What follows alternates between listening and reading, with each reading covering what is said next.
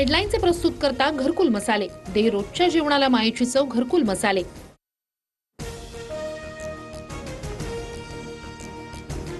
मविया आमदारांची एकत्रित बैठकीला मवियाचे विधान परिषदेमधील मिळून फक्त 37 आमदार उपस्थित, 23 आमदारांची दांडी. मविया म्हणून आपण खरंच एकत्र आहोत म्हणतो, पण खरंच तसं आहे का? एकत्र मुद्दे मांडतो का? मवियाच्या बैठकीत उद्धव ठाकरेंकडून खंत व्यक्त.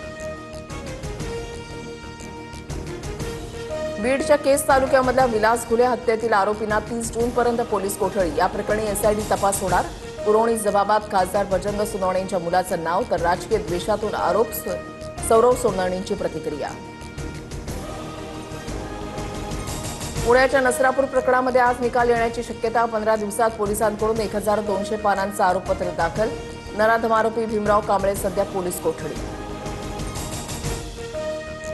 केतन अग्रवाल हत्या प्रकरणाचा खटला फास्ट ट्रॅकवर चालवा. मुलाच्या मारेकऱ्यांना फाशीची शिक्षा द्या. केतन अग्रवालच्या वडिलांची सरकारकडे मागणी.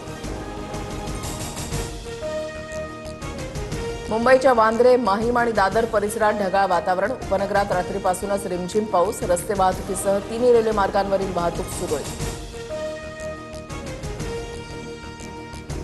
राज्यात कृषी विभागाची मोठी कारवाई. जवळपास 5,74 लाखांचा अवैध साठा जप्त, तर 220 दुकानांचे परवाने रद्द. शेतकऱ्यांना फसवू नका, चांगल्या दर्जाची बियाणं द्या, कृषी विभागाचं आवाहन.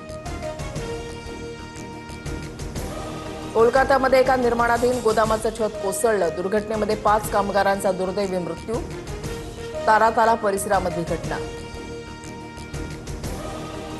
व्हेनेझुएलामध्ये 126 वर्षातील सर्वात मोठा भूकंप. 7.1 आणि 7.5 तीव्रतेचे 2 भूकंप. राजधानी कराकसमध्ये इमारती कोसळल्या. शेजारील देश कोलंबियामध्येही भूकंपाचे हादरे.